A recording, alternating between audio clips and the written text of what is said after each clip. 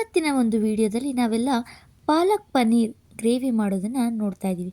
So ಹೋಟೆಲ್ನಷ್ಟೇ ರುಚಿ ಬರೋ ಹಾಗೆ ಮನೆಯ ಪದಾರ್ಥಗಳನ್ನು ಬಳಸ್ಕೊಂಡು ನಾವು ಈ ಪಾಲಕ್ ಪನ್ನೀರ್ ಗ್ರೇವಿನ ಮಾಡ್ತಿದ್ದೀವಿ. ಸೊ ಮೊದಲಿಗೆ ಒಂದು ಪಾತ್ರೆಯಲ್ಲಿ ನೀರನ್ನು ಬಿಸಿ ಮಾಡಿಕೊಂಡು ಆ ಬಿಸಿ ತೊಳೆದಿರುವಂತಹ ಪಾಲಕನ್ನು ಹಾಕಿ ಚೆನ್ನಾಗಿ ಬೇಯಿಸ್ಕೊತಾ ಇದ್ದೀವಿ.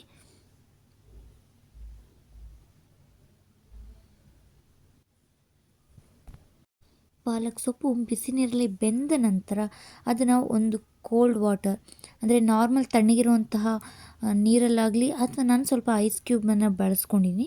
ಸೊ ಐಸ್ ಕ್ಯೂಬ್ ಹಾಕಿದ್ರೆ ಬೇಗ ತಣ್ಣಗಾಗುತ್ತೆ ಅನ್ನೋದು ಕಾರಣಕ್ಕೆ ನಾನು ತಣ್ಣೀರಿಗೆ ಜೊತೆಗೆ ಒಂದೆರಡು ಐಸ್ ಕ್ಯೂಬ್ ಹಾಕಿ ಬೇಗ ತಣ್ಣಗಾಗಲಿ ಮಿಕ್ಸಿ ಮಾಡ್ಕೊಬೇಕಲ್ಲ, ಸೊ ಅಂತ ನಾನು ತಣ್ಣೀರಿಗೆ ಐಸ್ ಕ್ಯೂಬ್ ಯೂಸ್ ಮಾಡಿದ್ದೀನಿ.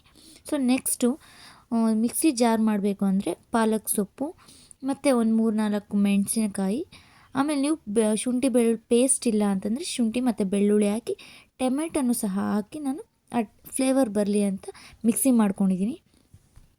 ನಂತರ ಒಂದು ಪ್ಯಾನ್ಗೆ ಎಣ್ಣೆಯನ್ನು ಹಾಕಿ ಪನ್ನೀರನ್ನು ಲೈಟಾಗಿ ಫ್ರೈ ಮಾಡ್ಕೊತಾ ಇದ್ದೀನಿ.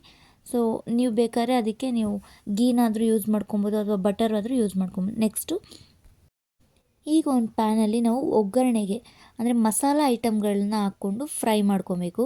ಮಸಾಲೆ ಐಟಮ್ಸ್ ಅಂದರೆ ಯಾವ್ಯಾವುದು ಅಂದರೆ ಲವಂಗ, ಚಕ್ಕೆ, ಜೀರಿಗೆ ಮತ್ತು ಎರಡು ಏಲಕ್ಕಿಯನ್ನಂತ ಹಾಕಿ ಮಸಾಲೆಗೆ ಪದಾರ್ಥಗಳನ್ನೆಲ್ಲ ಹಾಕಿ ಈರುಳ್ಳಿ ಹಾಕ್ತಾಯಿದ್ದೀನಿ.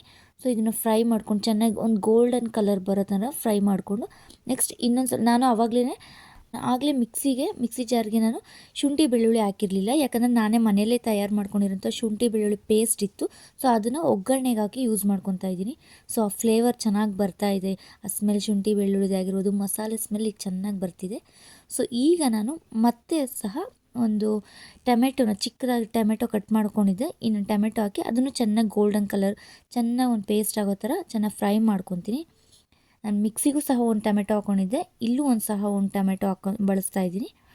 ಚೆನ್ನಾಗಿ ಅದನ್ನು ಫ್ರೈ ಆಗೋ ತನಕ ಬಿಡಬೇಕು. ಗೋಲ್ಡ್ ಕಲರು ಅಥವಾ ಪೇಸ್ಟ್ ಥರ ಆಗಬೇಕು. ಯಾವತ್ತು ಗ್ರೇವಿ ಮಾಡ್ತಾಯಿದ್ದೀವಿ ಅಂತಂದರೆ ತುಂಬ ನೀರು ಆಗಬಾರ್ದು, ತುಂಬ ಗಟ್ಟಿನೂ ಆಗಬಾರ್ದು, ಒಂದು ಮೀಡಿಯಮ್ ಕ್ರೀಮಿಯಾಗಿ ಅದೊಂದು ಗ್ರೇವಿ ಇರಬೇಕು ಅಂತ. ಈ ಸ್ಟೇಜಲ್ಲಿ ನಾನೀಗ ಮಿಕ್ಸಿ ಮಾಡಿರುವಂತಹ ಪಾಲಕನ್ನು ಇದಕ್ಕೆ ಈ ಗ್ರೇವಿಗೆ ಹಾಕ್ತಾಯಿದ್ದೀನಿ.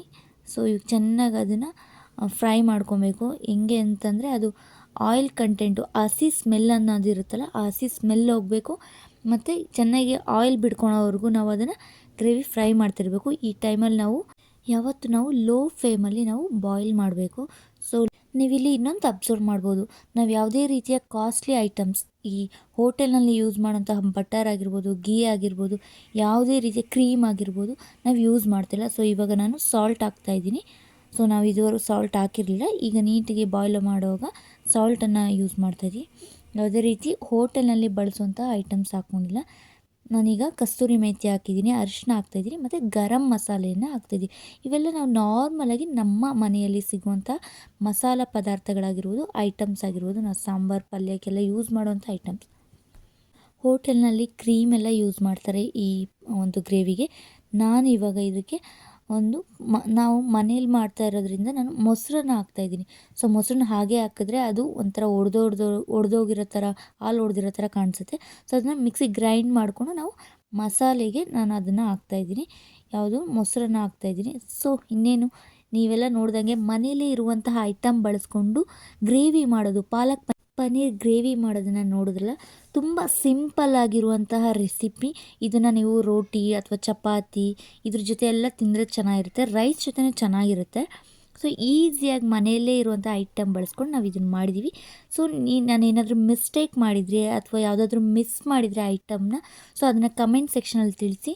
ಹೇಗಿತ್ತು ಅಂತ ನೀವು ಟ್ರೈ ಮಾಡಿ ಅದು ಹೇಗಿತ್ತು ಅಂತ ಕಮೆಂಟ್ ಸೆಕ್ಷನಲ್ಲಿ ತಿಳಿಸಿ.